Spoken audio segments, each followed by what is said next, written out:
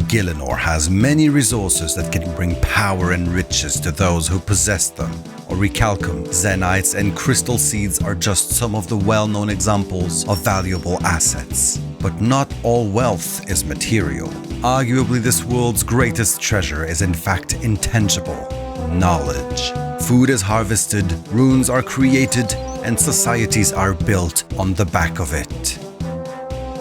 This is the Varrock Museum, one of this land's most valuable buildings, for it is filled with generations worth of knowledge, the lifeblood of civilization.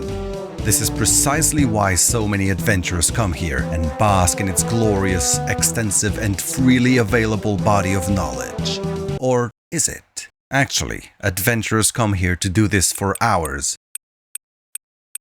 then only ever come back to brag about their accomplishments to the museum staff. But I am here to rectify this affront to Gielinor's history, since you all deserve to learn about the wealth of information contained within its walls, and not at all because it was a chill video to start putting together while I was still on vacation. Allow me today to take you on a guided tour of the iconic Varrock Museum.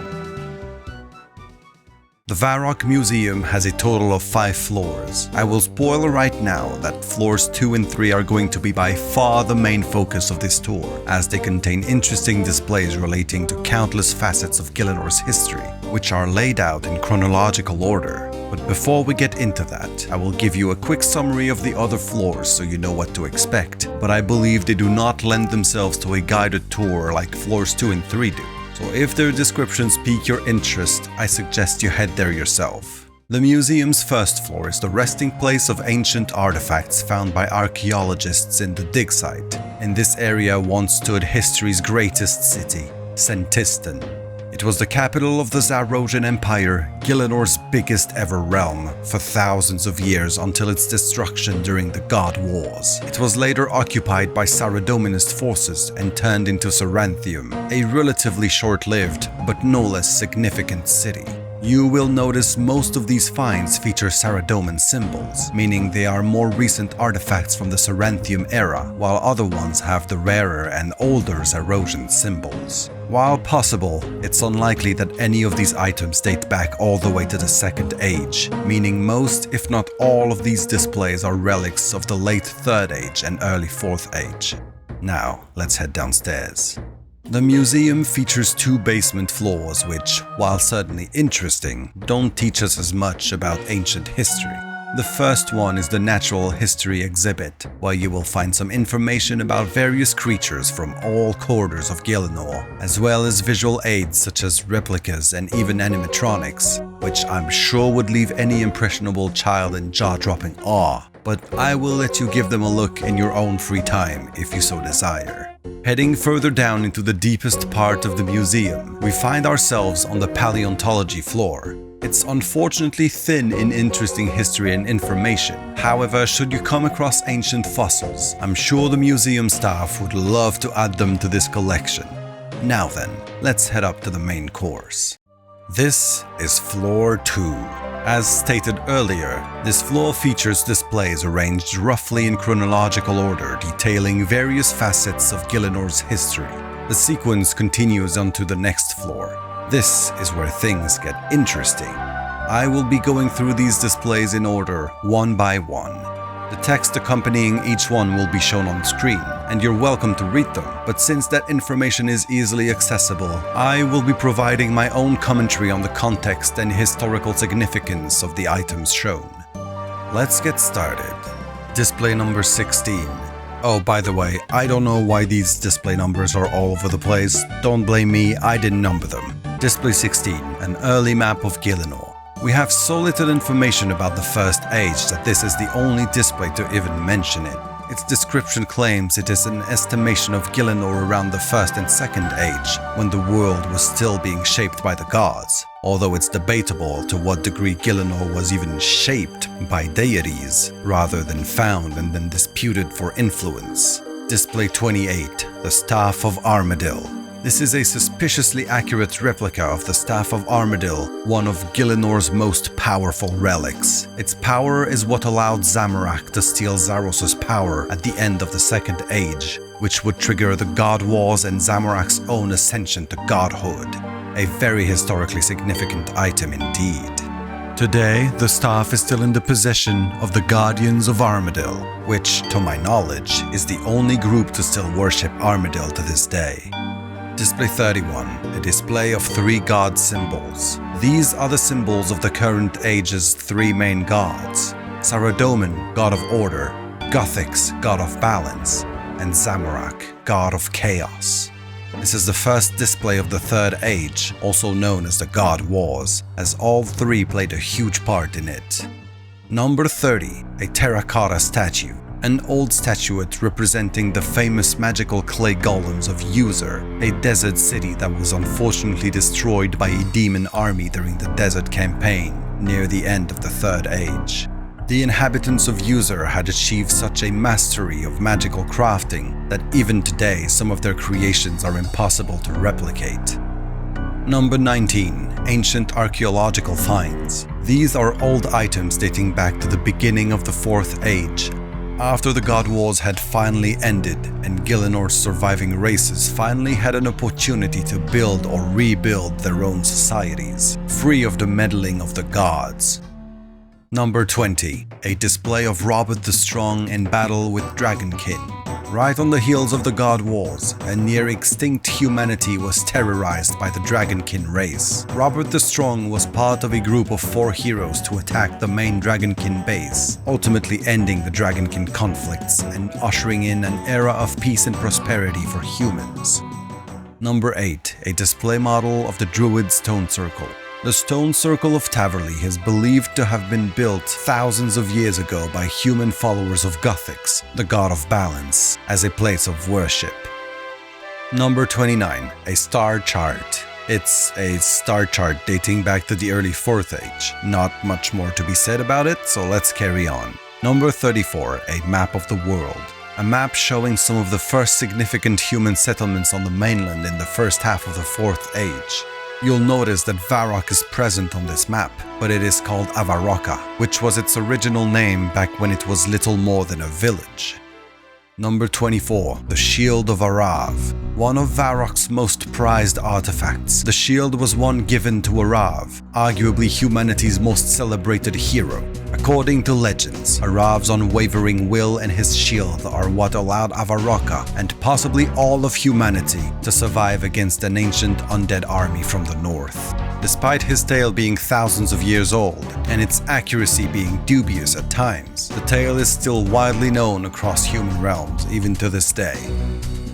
Number 23. A display of 7 knights' helms. These helmets belong to heroic temple knights who gave their lives to protect Mistalin against the invading forces of Lord Draken, coming from Morytania around the mid-Fourth Age. These are the same humans immortalized as statues in the basement of the temple in Paterdomus, the very place where the evil from the east was ultimately stopped. Number 15. A map of Morytania. Around the late Fourth Age, humans attempted to found settlements east of the River Salve, dismissing the stories of old that spoke of great danger lurking deep within the Morytanian marshes.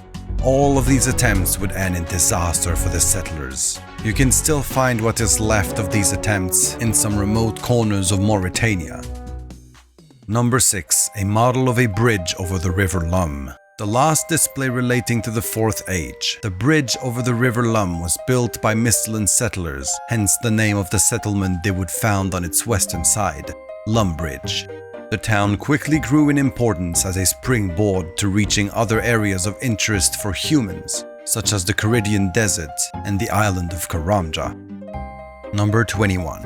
A display model of the Runestone Essence rocks. The importance of these almost boring-looking rocks cannot be understated. The current age is the Fifth Age, also known as the Age of Man. The dawn of that age, as well as the dominance of humanity on Gilinor, are due to the discovery of rune crafting, which allowed humans to harness the boundless power of magic. Since then, the realms of men have evolved at a mind-boggling pace and prospered beyond any historical standard. Number 7. Broken Arrows. This display's description is all about how men led by the Carnelian family, emboldened by their newfound magical abilities, conquered Kenderin, overthrowing its old evil leaders. This begs the question of what that has to do with broken arrows, but I guess the invasion must have been carried out with bows and arrows too. Runes can be expensive after all. Number 4. A Black Knight armor set. A set of armor belonging to the Kintra, more widely known as the Black Knights Order. Despite their current position as a banished, illegal group in Asgania, the White Knights and Black Knights historically had near equal political significance in the kingdom. This changed only recently, when Sir Amic Vaz became de facto ruler and decreed that the Kintra would henceforth be banned from the realm. Number 11. Infinity Equipment. This is a piece of magic equipment from the mage training arena, established at the beginning of the 5th Age to give magic users of all levels the opportunity to learn about safety, an initiative which proved necessary due to the large number of magic-related accidents across human societies following the discovery of runecrafting. Number 17. A model of the observatory. The current observatory, located southwest of Ardoin, is a restoration of the original one, which was built in the 4th Age by Scorpius, history's most legendary astrologist, and according to some accounts, the founder of its modern form. His craft was considered most unholy by many of his contemporaries, and his original observatory was destroyed. Even with today's knowledge and technology, its current iteration could only be built thanks to Scorpius's original plans being rediscovered. Number 25. Silverlight, the Demon Slayer. This is a replica of Silverlight, the legendary weapon wielded by humanity's first great hero of the 5th Age, Wally, who saved Varrock from Delrith, a powerful demon summoned by dark wizards 150 years ago. Its blade is said to be imbued with demon-bane magic, making it viciously effective against demonkind. Number 32. A depiction of a werewolf. Werewolves are a race associated with Zamorak. It appears they now serve under the authority of Morytania's evil overlord, Lord Lorniel Draken. Early in the 5th Age, they spread through Morytania, erecting the foreboding town of Canifis a stone's throw east of the Paterdomus Temple, at the area long ago known as Caril, back when it was a fortress on the eastern edge of the Zarosian Empire during the 2nd Age. Number 2. A display of weapons used by barbarians. The men we today call barbarians were originally members of the Fremenic mountain tribe. They have been opposed to the creation of runes for their entire history, believing it to be an affront to the gods. In the year 42 of the current age, they proclaimed a runecrafting crusade and embarked on a violent expedition to destroy all access to the runic altars. As you can tell if you know anything about this world, they were ultimately unsuccessful. Number 5. Some weapons and runes. A second exhibit relating to the runecrafting crusade. Some Mistlan warriors opposed the use of magic as well, and in the year 47 a group of them showed their support to the barbarian cause by destroying the mage training arena, although it would later be rebuilt into the one we know today. Number 1. A map of the barbarian village. While their campaign caused much bloodshed and damage, the runecrafting crusaders were unable to fulfill their war aims. What was left of their forces made peace and retreated to an area on the northern bank of the River Lum, just west of Varrock. They intended to consolidate there and prepare for renewed conflict later, which thankfully never came. What is now the barbarian village is populated with the descendants of these crusaders, although today they are a slightly more peaceful bunch. Come with me to the 3rd floor, where the last few exhibits are located. Number 10. A gnome glider model. These ingenious devices are built and used by gnomes to travel great distances in impressive time. Not as convenient as teleportation, mind you, but definitely better than traveling on foot with low agility. Number 35. A display of Zamorakian symbols. The Order of Wizards, residing in the Wizard's Tower, used to have a policy of equal treatment and opportunity for all members, regardless of their beliefs and allegiances. This tradition was scrapped after an incident where Zamorakian members destroyed the Wizard's Tower 99 years ago, allegedly. Ask a Zamorakian instead, and they will tell you the incident was instead caused by a ritual performed by Saradominists who refused to include Zamorakians with the appropriate knowledge and skills for the ritual, causing it to fail catastrophically. It's unknown which version of the event is accurate. Number 3. A display of an ancient tome. This book relates the history of the Dagon High, a Zamorakian order that once resided in Varrock, until they were banished from the city when the Wizard's Tower's destruction was blamed on the followers of Zamorak. The order was scattered into small cells, and it is believed many of its members are still in hiding, either lurking in shadowy corners of the land or secretly living among us like true imposters. Number 46. A painting of King Lathus. Not much to add here really. It's a painting of the outrageously handsome King Lathus, ruler of East Kenderin. His crown does an amazing job enhancing his animal magnetism, as it helps cover his rather severe baldness. Rumors claim that looking into these eyes for too long can forever alter any man's deepest attraction and desires. Actually, I made that one up, but I mean... Number 9. Excalibur, Destoned. This is a replica of the mythical sword wielded by King Arthur on his arrival on Gielinor, a man apparently so legendary and righteous that he was granted a whole castle in Kenderin by Lord Sanclair and his liege at the time, King Althus.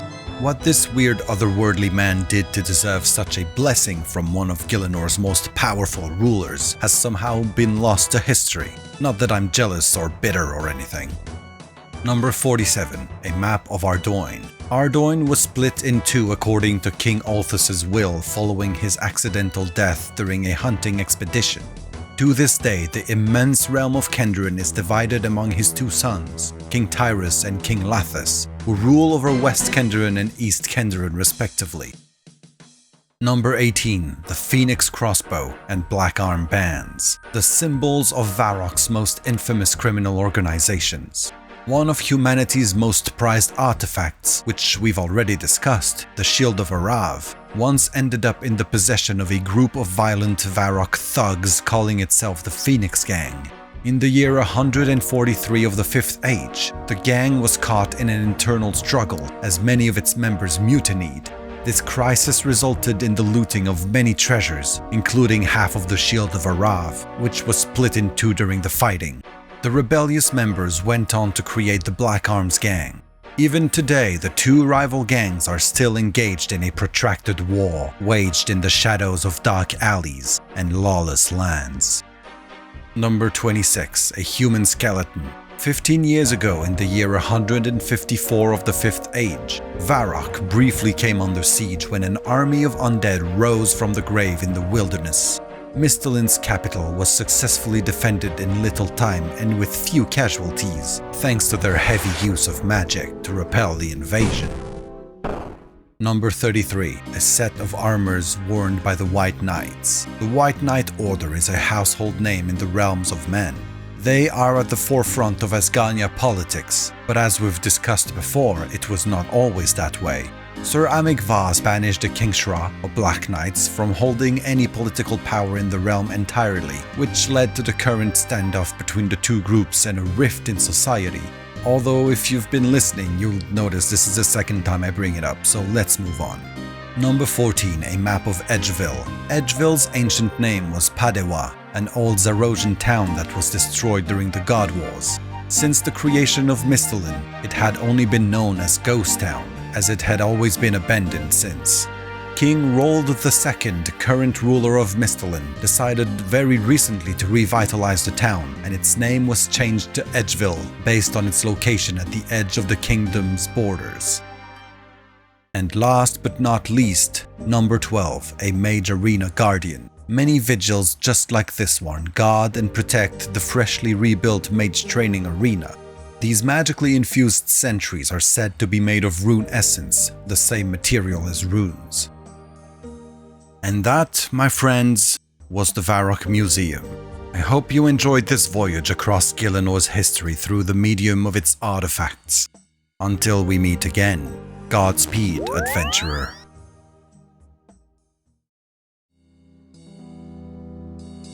Thank you, dear listener, for watching this somewhat unconventional video. If you like the channel, there simply is no better way to support it than liking, commenting and sharing it. The algorithm love that stuff. And I always appreciate getting you guys' feedback and suggestions. I'm back to my normal-ish production schedule, so hopefully next videos should come out in a more timely manner. Anyway, that's it for me. Hope you enjoyed. Don't forget to exercise and hydrate, and I'm out.